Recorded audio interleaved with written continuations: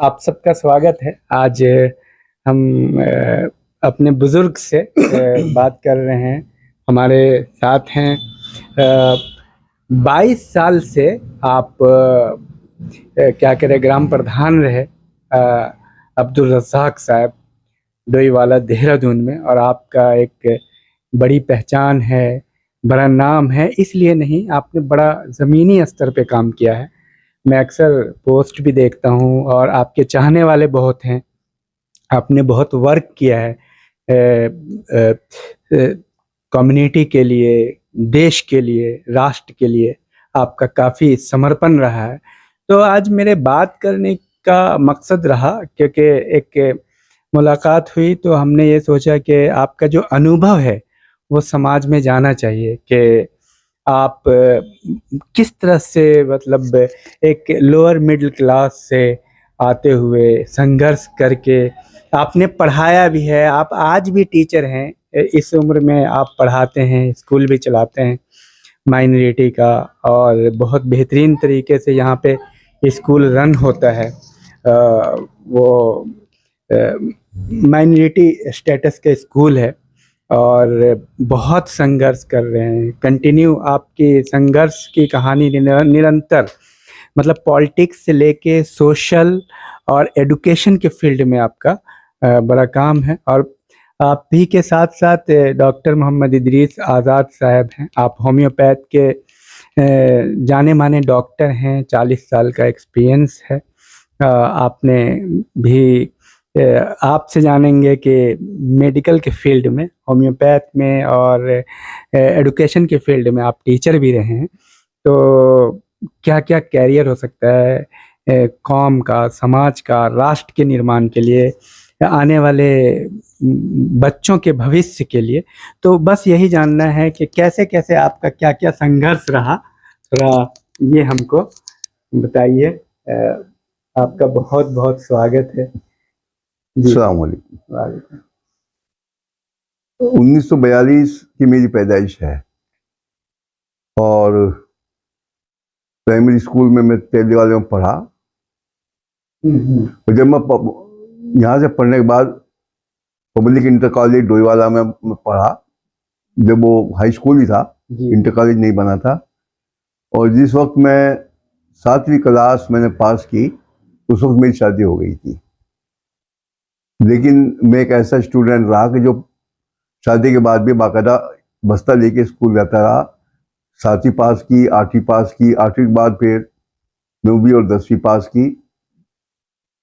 फिर मैं Dehradun inter college में दाखिला हुआ, बाकायदा रेगुलर स्टूडेंट के हिसाब से, और पढ़ता रहा। उसके बाद सन 1963 में मुझे एक हमारे बहुत ही मौजूद हमारे उस्ताद थे, मौलाना हशमतुल्लाह साहब, जो मिशन स्कूल देहरादून में पढ़ाते थे। वो कहने लगे यहाँ स्कूल खुला है देहरादून में, एक नया स्कूल है और आप उसमें थोड़ी अपनी खिदमत दो। वो नया स्कूल था उस वक्त इनामुल्लाह बिल्डिंग के पास, मुस्लिम नेशनल स्कूल के नाम से। मैंने उनकी बात, क्योंकि मेरे उस्ताद भी थे, उनकी बात मानते हुए मैंने उस स्कूल में शुरू कर दिया और शुरुआत में ही करी उस स्कूल की, और वहीं वहाँ जाके हाई हेड मास्टर बन गया। और आहिस्ता आहिस्ता उस स्कूल को 5वीं क्लास फिर 8वीं क्लास तक मैंने मान्यता दिलाई, रिकॉग्नाइज करवाया, और बहुत अच्छा स्कूल वो चला। अपने ज़माने का बेहतरीन स्कूलों में देहरादून में वो चला। इसी दौरान मैं पढ़ता भी रहा। इंटर के बाद मैंने as a teacher candidate BA और फिर MA पॉलिटिक्स में किया। उसके बाद मैंने LLB किया वहीं रहते हुए। और समाज सेवा मेरी शुरू से मेरे दिमाग में रहती थी, लगी हुई, हम उसका करते रहते थे। उसके बाद मुझे डोईवाला में न्याय पंचायत होती थी, हर न्याय पंचायत उसमें तो सरपंच का पद बहुत बड़ा हुआ करता था। तो यहाँ के लोगों ने, जिसमें हिंदू मुसलमान सब थे, सभी नेता थे, उन्होंने तजवीज़ किया कि भाई इनको इलेक्शन में सरपंच के लिए खड़ा किया जाए। मैंने पंचायत का इलेक्शन लड़ा। पंचायत के इलेक्शन में बहुत अच्छे नंबर में पास हुआ और फिर मुझे सरपंच के लिए खड़ा कर दिया। न्याय पंचायत मारखम ग्रांट के नाम की पंचायत थी वो डोईवाला में। उसमें सरपंच में डोईवाला और के आसपास के 12-13 गांव ग्राम सभाएं शामिल थी। वहाँ मैं बहुत दिनों सरपंच रहा। बाकायदा हमारी उस जमाने में अदालतें लगती थी, न्याय पंचायत की पंचायती अदालतें, जिसमें बाकायदा बेंच होती थी 5 मेंबरान की, और मुकदमे भी सुनते थे, जुर्माना भी करते थे और आपसी फैसले भी करवाते थे। हालांकि वो सरपंच का पद जो है उत्तराखंड में या क्या उत्तर प्रदेश में भी वो खत्म कर दिया गया। अब जो है इस हिसाब से आज भी मैं सरपंच, लास्ट सरपंच मार्कम ग्रांट का मैं हूँ। 1982 में हालात ऐसे बने कि सब लोगों ने मेरे से कहा कि आपको हम इलेक्शन लड़वाएंगे। मेरे पास कोई जरिया आमदनी भी कुछ नहीं था, मैं एक मामूली टीचर भी था उस वक्त। तो सब लोगों ने कहा नहीं, हम आपको इलेक्शन लड़वाएंगे। और एक बहुत बड़े, हमारे इलाके के बहुत बड़े जमींदार आदमी थे जो रणजीत सिंह वर्मा यहाँ के विधायक रहे हैं बहुत दिन तक, उनके ससुर थे फुलेल सिंह, जो पहले भी प्रधान रह चुके थे मार्कम ग्रांट के। उनके मुकाबले में मुझे खड़ा कर दिया। तो मेरी हैसियत कुछ थी नहीं, लेकिन बहुत ही वैसे बैलगाड़ी और रिक्शे तांगे में इस ढंग से मैंने अपना प्रचार किया। लोग मेरे साथ लगे, लेकिन कोई मुझे गिनती में नहीं ले रहा था कि ये भी जीत जाएंगे। लेकिन जब रिजल्ट आया तो मैं सबसे ज़्यादा नंबर लेके कामयाब हुआ और जीत गया मैं। उसके बाद फिर अगला इलेक्शन जो 5-6 साल के बाद हुआ दूसरा, तब भी मैं जीता। इस ढंग से मैं 1982 तक लगातार ग्राम प्रधान रहा मार्कम ग्रांट का, कंटिन्यू, और लोगों की सेवा करता रहा। मेरे ज़माने में बहुत काम हुए, और कोई कम्युनिटी, चाहे वो सिख कम्युनिटी के लोग हैं, हरिजन हैं, ऐसी लोगों के यहाँ बहुत बुरा हाल हुआ करता था। मकान नहीं हुआ करते थे, सड़कें नहीं होती थी, रास्ते नहीं थे। कुछ जगह ऐसी थी जहाँ बिल्कुल रास्ता नहीं था। आज भी वहाँ के लोग मुझे याद करते हैं, जब माधवाला गाँव है, कोई रास्ता नहीं था वहाँ जाने आने का, कि वहाँ मैंने रास्ते बनवाए। बुल्लारे में आने जाने के सब साधन मेरे बनवाए हुए हैं। ये अब भी याद करते हैं उस बात को लोग। इस ढंग से 22 साल में कंटिन्यू 2002 तक मैं प्रधान रहा। उसके बाद यहाँ की सीट रिजर्व हो गई महिला के लिए, उसके बाद मैं उसमें इलेक्शन नहीं लड़ा। और पॉलिटिक्स में भी मैं हिस्सा लेता रहा, क्योंकि मैं सरपंच न्याय पंचायत का बन गया था, प्रधान था। तो राजनीतिक लोगों से ताल्लुकात रहा करते थे, जिसमें हमारे सबसे पहले जो विधायक यहाँ के थे ऋषिकेश के रहने वाले, बहुत ही सज्जन किस्म के आदमी थे, बड़े आदमी थे, शांति प्रपन शर्मा। शांति प्रपन शर्मा के साथ मैंने शुरू में काम किया। शांति प्रपन शर्मा जो भरत मंदिर इंटर कॉलेज है ऋषिकेश के, उसके संस्थापक और मालिक थे वो, उन्हीं का ही है वो, जिनका भरत मंदिर जिन लोगों का है, इनके मेन वही थे शांति प्रपन शर्मा। तो बहुत बड़ी शख्सियत थे, और मेरा उनसे संबंध रहा। उसके बाद फिर दूसरे लोग इलेक्शन लड़े, किशोर लाल सकला लड़े, फिर ब्रह्मदत्त बहुत काबिल आदमी यहाँ इलेक्शन लड़े, MLA का, फिर MP बने, फिर मिनिस्टर बने, यूपी में मंत्री रहे, सेंटर में मंत्री रहे, उनसे हमारे ताल्लुकात रहे। और उनका फायदा मुझे मिला ये कि उनका प्रेरणा से जो यहाँ के अफसरान थे, अधिकारी, मुझे इस बात की बहुत खुशी है कि जितने अधिकारी उस जमाने में या उसके बाद भी हुए हैं, मेरा अधिकारियों के साथ बहुत बढ़िया ताल्लुकात है, संबंध है, और मेरी इज्जत की। आज की तारीख में, जबकि मैं अब काफ़ी मेरी उम्र भी हो चुकी है, आज भी हम अपने अधिकारियों से किसी से मिलते हैं, चाहे वो SDM हो या DM हो या पुलिस अफसरान हो, बड़ी इज्जत करते हैं लोग, और इज्जत की निगाह से देख के हमारी बात मानते हैं। तो बड़ी खुशी है। तालीमी मामले में मैंने बताया कि मैं स्कूल चलाया, उसको मैं छोड़ दिया। फिर मैं LLB में मैंने बाकायदा प्रैक्टिस नहीं की, लेकिन क्योंकि मैं दूसरे कामों में बहुत ज़्यादा मशगूल हो चुका था, प्रधान बन गया था, दूसरे काम थे, वो प्रैक्टिस नहीं कर पाया वकालत की, लेकिन मैं दूसरे कामों में लगा रहा। फिर इस ढंग से मैं चलता रहा। फिर मैं सोचा कि अब क्या करें, तो एक स्कूल मैंने 2003 में मुस्लिम नेशनल में इशातुल उलूम मुंशी कुतुबुद्दीन गर्ल्स स्कूल के नाम से तिल्लीवाले में बनाया, जो लड़कियों का स्कूल है। शुरू में थोड़े बच्चे थे वहाँ, लेकिन आहिस्ता आहिस्ता होते वो 8 क्लास तक मंजूर हुआ, और आज उसमें 400 के करीब बच्चे पढ़ते हैं। और ये शुरू से ही हमने उनको बच्चों को फ्री तालीम दी, कोई फीस उसमें नहीं है। इंग्लिश मीडियम स्कूल है, हर चीज़ इंग्लिश में है। यहाँ तक कि हम जो हमने दीनियात यानी उसी इस्लामियात की जो किताब रखी, वो भी अंग्रेजी में, जिसका नाम है टीचिंग इन इस्लाम, वो भी इंग्लिश के अंदर बच्चों को पढ़ा रहे हैं।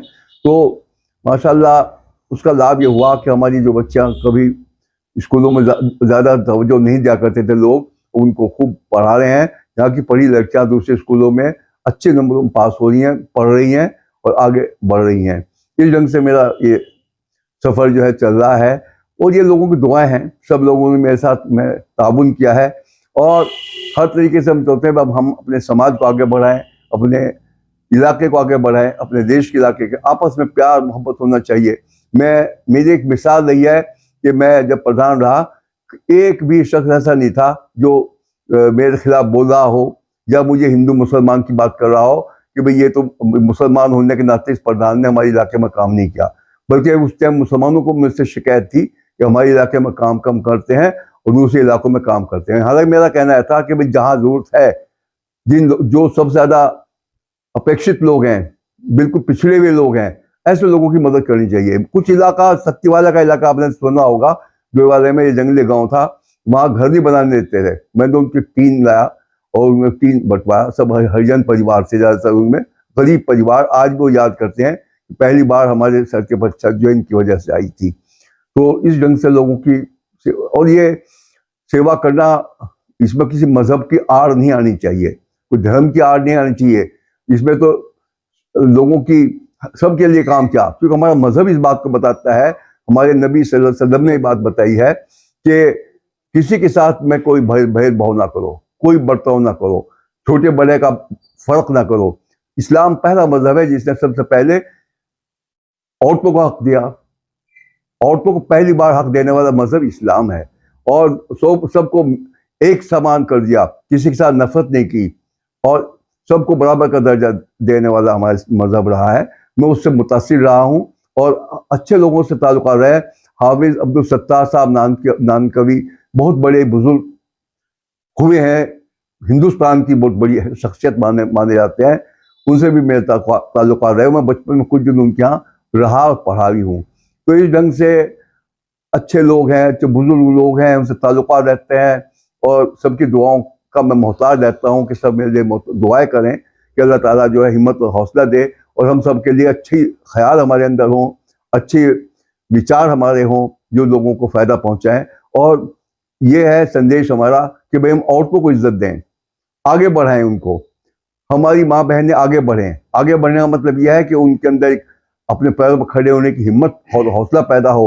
आज हमारी लड़कियाँ डॉक्टर बन रही हैं, दूसरे उसमें काम कर रही हैं, आलिम भी बन रही हैं। तो ये एक अच्छी बात है। जिस कौम की औरतें आगे बढ़ेंगी और अच्छी पढ़ी लिखी होंगी, उसकी नस्ल सुधर जाएगी, बहुत उसका फ़ायदा होगा। तो ये हमारा ख्वाब है, अल्लाह ताला इस ख्वाब को पूरा करे, यही एक वह है। हालांकि हमारे पास कोई जरिया नहीं, कुछ नहीं है, लेकिन सब लोगों का प्यार और मोहब्बत मिला हुआ है, जिसकी वजह से सबकी हौसला अफजाई की वजह से जो भी हम काम करना चाहते हैं उस काम करने में हमें ताकत मिलती है। अल्लाह ताला से यही दुआ सबसे हम चाहते हैं, दुआ करें कि वह अल्लाह सेहतमंद रखे बना के और काम करने की हिम्मत और हौसला अता फरमाए। यही इंसान की ज़िंदगी में सबसे बड़ी चीज़ है, जिसका फैज़ हम आवाम को या समाज को या कौम को उसका लाभ, उसका फ़ायदा मिल सके। यही हमारी दुआएं हैं जी। ठीक है, जज़ाकल्लाह, thank you very much.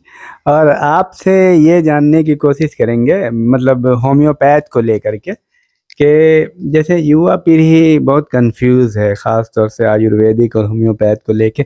Homeopath का क्या स्कोप है? आपको क्या लगता है कि होम्योपैथ में जा कर के कोई बेहतर डॉक्टर बन कर के समाज की कैसे खिदमत कर सकता है? क्योंकि आपका लंबा एक्सपीरियंस रहा है, काफ़ी जाने माने डॉक्टर रहे हैं, तो आप होम्योपैथ और जो आजकल बीमारियां चल रही जैसे डेंगू है, कोरोना है, क्या इनका सही प्रॉपर इलाज होम्योपैथ में है? तो थोड़ा हमें बताइए, होम्योपैथ में नए बच्चे जा करके कैसे अपने आप को इम्प्रूव करेंगे? होम्योपैथ एक बहुत ही अच्छी पैथी है और इसमें हर बीमारी का इलाज है। इवन कैंसर का भी ये इलाज करता है और कैंसर क्योर करता है। ऐसा नहीं है कि सिर्फ ढंडोरा पीटता है, नहीं। दम्मा का पेशेंट मेरे यहाँ 2550 जो भी हो क्योर हो गए हैं लोग। और दूसरी पैथी में कितना क्योर होते हैं हम नहीं जानते, लेकिन काफ़ी लॉन्ग स्टैंडिंग तक उन्होंने इलाज करवाया और नहीं ठीक हुआ। मेरे यहाँ कुछ दिन इलाज हुआ, 9 महीना साल भर, और ठीक हो गए। और दूसरी बीमारियों में भी यही हालत है। तो अगर फिलॉसफी होती है इसमें, होम्योपैथ की फिलॉसफी अगर ठीक से पढ़ी गई हो, उसको ठीक से अप्लाई किया गया हो, तो नहीं ठीक होने का हमको चांस नहीं लगता है। यानी 95 to 98% पेशेंट्स ठीक हो जाएंगे। और इवन कैंसर भी सिस्ट ठीक होता है, ट्यूमर, कैंसर सब ठीक हो जाता है इसमें। जैसे मान लीजिए कि डायबिटीज है तो एलोपैथ में जिंदगी भर दवाई खाते हैं डायबिटीज का, तो क्या होम्योपैथ में डायबिटीज ठीक होता है एकदम 100%? मैं आपको अपनी एक कहानी सुनाता हूँ कि 1982 में 1982 में डायबिटीज के सिम्टम क्रिएट हुए मेरे बॉडी में, और सड़क के इस पार मैं होम्योपैथ डॉक्टर और उस पार एक एलोपैथ डॉक्टर थे, MBBS। मैंने उनको दिया कि साहब मेरा पेशाब आप टेस्ट कर दीजिए। पेशाब टेस्ट कर दिया उन्होंने, बहुत हाई लेवल का शुगर था मेरा। तो उन्होंने कहा कि अब क्या कीजिएगा आप, अब तो आपको परेशानी है, आप तो एलोपैथ में इलाज करिए। हम कहा कि सर किसी ने, कोई अक्सर पेशेंट कहता है कि हमको ठीक नहीं हुआ। तो मैंने अपनी हिस्ट्री की, 2 घंटा लगा, और 1982 में 12-14 खुराक, महीने में 1 खुराक दवा खाते थे। 82 में जो गया है तो आज तक नहीं लौटा है। कोई भी आदमी कितनी मिठाई खिला दे, जो भी चीज़ कितना भी खिला दे, खा लेंगे, हमको आज तक वापस नहीं लौटा है। कितना दिन हो गया, 40 तो 42-43 साल हो गया, 41 साल, मतलब हर चीज़ खाते हैं। बहुत बड़ी बात है, बहुत बड़ी बात। और ये मैं प्रैक्टिकली देखे हुआ हूँ, ये बात सही है कि उसके बाद तो एक दफा हो गया, अगर किसी को अगर मैटेरिया मेडिका डॉक्टर को याद हो तो हमेशा के लिए और फिलॉसफी भी याद हो ठीक से, तो वो कंकर कर लेगा। कंकर मीन्स उस पर ताकत फतह कर लेगा वो। मटेरिया मेडिका पे मेनली फोकस करना होगा, नए युवा। मटेरिया मेडिका भी और फिलॉसफी भी बहुत जरूरी है। होम्योपैथ में कोई 50 सिम्टम आप लेते हैं, 50 सिम्टम में इम्पोर्टेंट सिम्टम कौन सा है ये आपको मालूम होना चाहिए, ये फिलॉसफी बताएगा आपको। अब आप उस सिम्टम को निगलेक्ट कर देते हैं मरीज को देने में, तो मरीज ठीक नहीं होगा। उस सिम्टम से आप दवा देते हैं तो ठीक होगा। मेन चीज है। तो होम्योपैथ में बच्चों को एडमिशन लेना चाहिए, एकदम लेना चाहिए, एकदम। और गवर्नमेंट को चाहिए कि इस पैथी को भी डेवलप करें, आगे बढ़ाएं, समझा। इसलिए कि समाज को ये हेल्थ देता है, समझा। और जब इसमें लोग प्रवेश करता है तो इन्फिनिटी कम्प्लेक्स नहीं है इसको, वो समझता है कि हम इनको क्योर कर देंगे। अक्सर लोग क्योर होते हैं। असल में दवाई की कीमत थोड़ा कंपैरेटिवली कम है, तो इसको लोग प्रमोट कम करते हैं, ये भी वजह है। हाँ, थोड़ा टाइम टेकिंग है लोग का। नहीं, टाइम टेकिंग नहीं।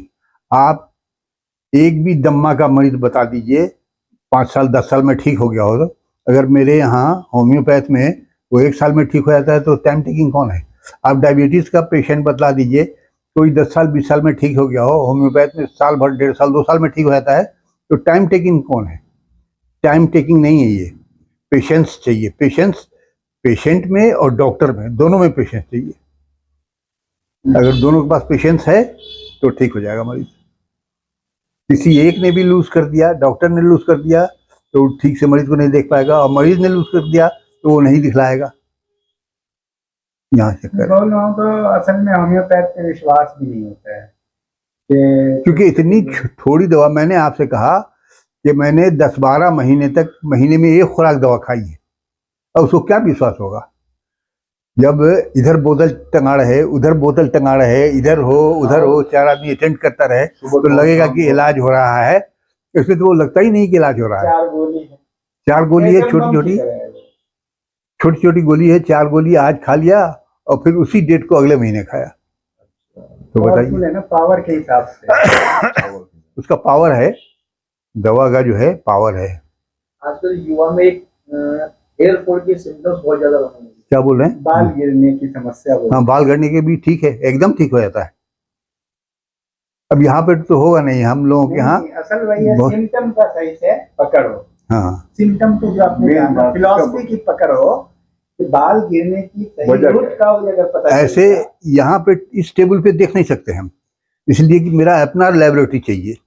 आप ये लोग किसी दूसरे डॉक्टर के यहाँ जाते हैं तो वो खून जचवाते हैं, पेशाब जचवाते हैं, पैखाना जचवाते हैं, तब मंगवा करके देखते हैं। मेरा भी टेबल है जिस पे हम उसको देखेंगे और तब ठीक होगा। वो ऐसे ऑल ऑफ सडन नहीं होगा। हाँ, उसमें तो सर्च करना पड़ेगा, रीजन क्या है, ये सारी चीजें हैं। तो इसमें जैसे अभी इंडिया में या कहीं आखिर बच्चे जो है ना कहाँ से अनुभव प्राप्त करें? होम्योपैथ में कंफ्यूजन बहुत है।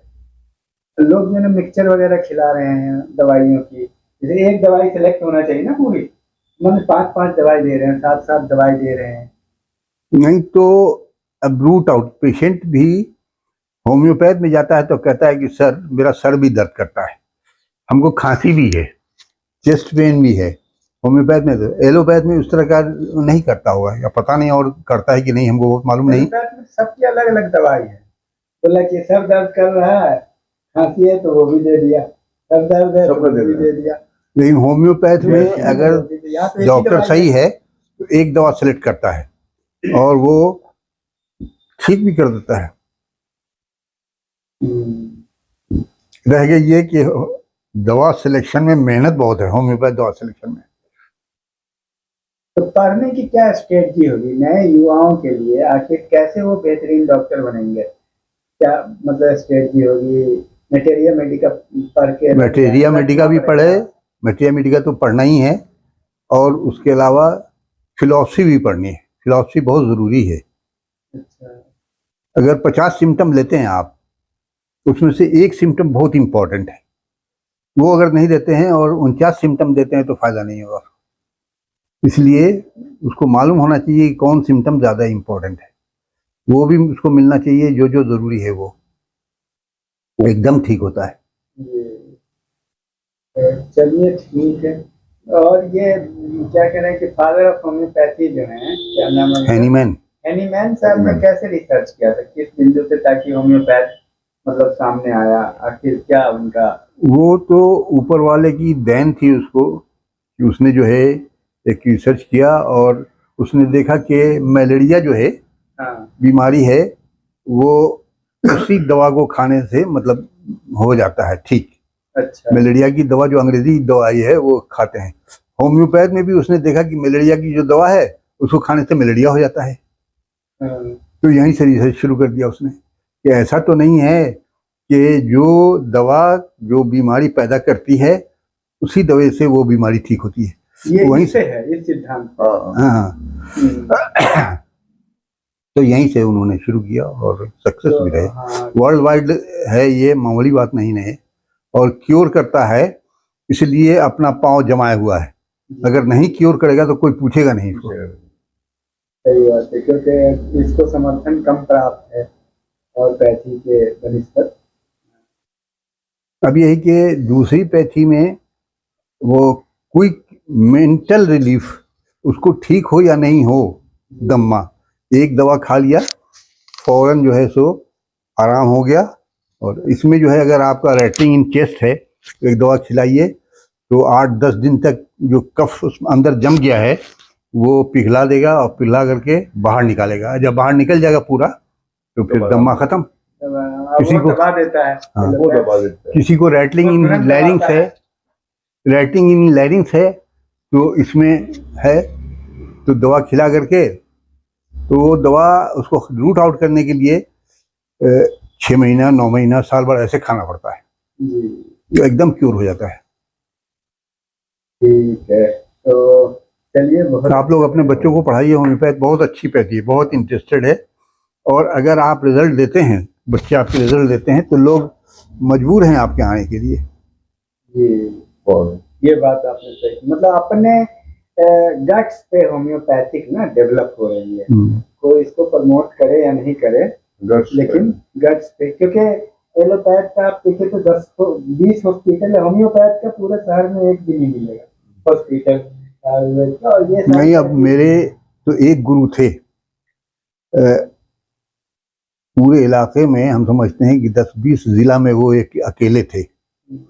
भीड़ लगी रहती थी उनकी। हाँ, उनका फीस वहीं पर दूसरे डॉक्टर है, उनका कोई पूछता नहीं है। इसका मतलब किसी में मेरिट है और किसी में मेरिट नहीं है। आज से मतलब 30 साल पहले उनकी फीस 500 रुपया थी। जो 82 में 40 साल पहले 500 रुपये टेबल फीस, और 1 महीना पहले बुकिंग। 1 महीना पहले आप नहीं देते फीस तो आपको नहीं मिलता टाइम, क्योंकि उतना 1 महीने का पूरा बुक रहता था उनका। उस समय अच्छे MBBS डॉक्टर की फीस 50 रुपया 50 रुपये से ज़्यादा नहीं थी, किसी भी डॉक्टर की फीस 50 से ज़्यादा नहीं थी। ये मेरे जो गुरु थे उनकी फीस 500 रुपये थी। 1 महीना पहले बुकिंग भी। दूसरे डॉक्टर्स के यहाँ जाइए तो 50 रुपये लेके जाइए, उसी समय में काम हो जाएगा। टैलेंट का रोल है जी। अब यह है कि मेहनत बहुत है। अब एक मेहनत तो पेशेंट को सबर- देखने में सबर बहुत पेशेंट है। को देखने में 2-2 घंटा लग जाता है। करना पड़ेगा। हाँ, पेशेंट को देखना, एक बात पूछना, गर्मी पसंद है, जाड़ा पसंद है, कैसे सोते हैं, दूध गर्म। ऑब्जेक्टिव क्वेश्चन पूछना पड़ता है। आपको जाड़ा खराब लगता है या गर्मी खराब लगती है? सिर्फ आप ये पूछिएगा कि क्या गर्मी खराब लगती है, तो कहेगा जी। दूसरे उसी मरीज से पूछिएगा, दूसरा आदमी पूछेगा कि जाड़ा खराब लगता है, तो बोलेगा जी। ऑब्जेक्टिव क्वेश्चन पूछना है। ठीक है, चले। कैसे रुपया में? ठीक है, बहुत बहुत शुक्रिया, बहुत इंफॉर्मेटिव रहा ये प्रोग्राम, और फिर मुलाकात होगी। Thank you, all the best.